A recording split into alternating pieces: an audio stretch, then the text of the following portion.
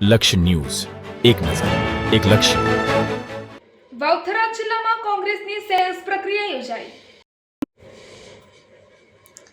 વાવથરા જિલ્લાના ધરણીધર તાલુકાના તળાવ ગામ ખાતે આવેલ શીતળા માતાજીના મંદિરે કોંગ્રેસ પાર્ટી દ્વારા આવનારી સ્થાનિક સ્વરાજ્યની ચૂંટણીને ધ્યાનમાં રાખીને મહત્વપૂર્ણ સેન્સ પ્રક્રિયાનું આયોજન કરવામાં આવ્યું હતું. આ પ્રસંગે બનાસકાંઠાના સાંસદ જ્ઞાનીબેન ઠાકોર, જિલ્લા કોંગ્રેસ પ્રમુખ ગુલાબસિંહ રાજપૂત તેમજ ઠાકરસિંહભાઈ રબારી સહિતના આગેવાનો હાજર રહ્યા હતા. આ કાર્યક્રમ દરમિયાન મોટી સંખ્યામાં સ્થાનિક કાર્યકરો અને પાર્ટીના આગેવાનો ઉપસ્થિત રહ્યા હતા. સેન્સ પ્રક્રિયા દરમિયાન ઢીમા ગામની તાલુકા પંચાયતની એક બેઠક માટે દાવેદારી નોંધવાની પ્રક્રિયા હાથ ધરવામાં આવી હતી, જેમાં ચૌધરી હરિબેન જેમલભાઈ અને વજીર મંજુલાબેન ભાણાભાઈએ પોતાની દાવેદારી નોંધાવી હતી.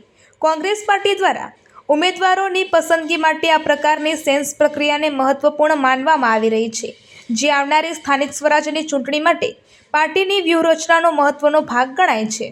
અહેવાલ શ્રવણ સોલંકી, ધરણીધર, ઢીમા.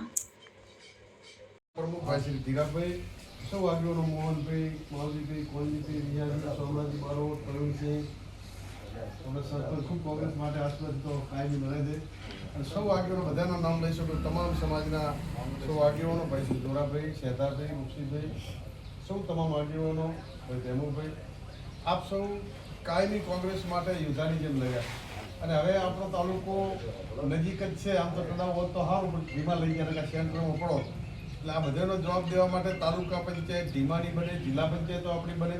ઉમેદવાર માત્ર પંજો હોય છે, બધા માંગતા હોય છે, એમાં એક જ જણાને ટિકિટ મળી શકે. તમે બધા નીચેથી નક્કી કરીને જે નામ આલો એ તમારો ઉમેદવાર. કોઈ ગુલાબસિંહ કે ધીરાભાઈ કોંગ્રેસ પાર્ટી કોઈ નક્કી નહીં કરે. તમે જે તાલુકા પંચાયતની સીટમાં જેટલા ગામ આવતા હોય અને એ ગામમાંથી તમે એમ કહો કે આ તમારો ઉમેદવાર, તો પાર્ટીને આગેવાનને સરળ પડે. તમે લઈને આવો કે આ અમારો ઉમેદવાર, તમારી સીધી ટિકિટ લઈને જવાની. જિલ્લા પંચાયતના જે ગામ આવે એમાં તમે આગેવાન નક્કી થઈને કહો કે આ અમારો ઉમેદવાર, એટલે કોઈને એમ ન થાય કે આને આલીને આને આલી. તમે લઈને આવો નીચેથી, તમે જે નક્કી કરો. વોટ આલીને જીતાડવાના તમારા છે, ટિકિટ તમારે આલવાની છે. આમાં ગુલાબસિંહ હોય, પાર્ટી, ધીરાભાઈ, જ્ઞાનીબેન, અમે કોઈ ટિકિટમાં અમે કોઈની ભલામણ નહીં કરો. માત્ર ને માત્ર તમે લઈને આવો એમ ટિકિટ આપી દેવાની. પણ નક્કી તમારે નીચેથી કરો કોણ જીતે એમ છે, પરિણામ આપણે કોણ લાવી કે પરિણામ લાવવાનું છે. એટલા માટે મહેરબાની કરીને તમે નક્કી કરો તમારો ઉમેદવાર તમારે જીતાડવાનો છે. અને 100% તાલુકા પંચાયત આપણી બનવાની છે. ડંકાની ચોટ ઉપર જેવું લડવું પડે, જે રીતે લડવું પડે એ લડી અને પરિણામ લાવવાનું છે. તાલુકા પંચાયતને ઢીમાની ધરણીધર તાલુકામાં આવતી જિલ્લા પંચાયતો આપણે સારું પરિણામ લાવવાનું છે. તાલુકા પંચાયતનો પ્રમુખ આપણો બને, આપણો નાના મોટા ટોપા થાય, એની પાસે ગાડી હોય, આ વિસ્તારમાં ફરે અને તાલુકા પંચાયત આ માતાજીના સાનિધ્યમાં કહું છું કે બનવાની છે, બનવાની છે, બનવાની છે. તમે કાઠા થઈ અને 26 તારીખ સુધી મહેનત કરજો. તાલુકા પંચાયત આપણે બની અને તમે સૌ નાના મોટા ગરીબ પ્રજાના, આપણે બધા તમામ સમાજો, સર્વ સમાજો ને કોઈ મોટા કામ કે કમાડા નથી આવતા.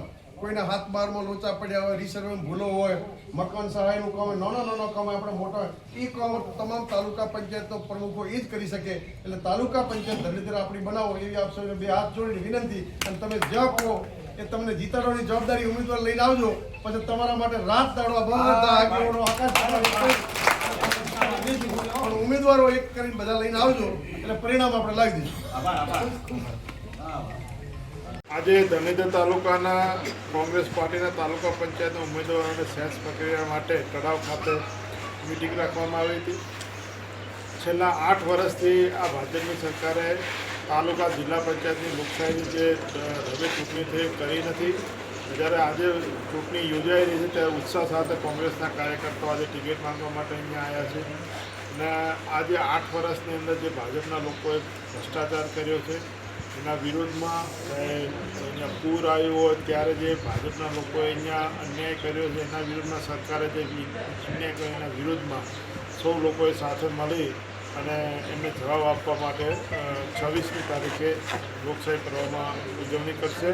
અને કોંગ્રેસ પાર્ટીને બહુમતી સાથે ઢીમા તાલુકા પંચાયત, જિલ્લા પંચાયત જીતાડી આપશે એવી વિશ્વાસ સૌ કાર્યકર્તાઓ છે.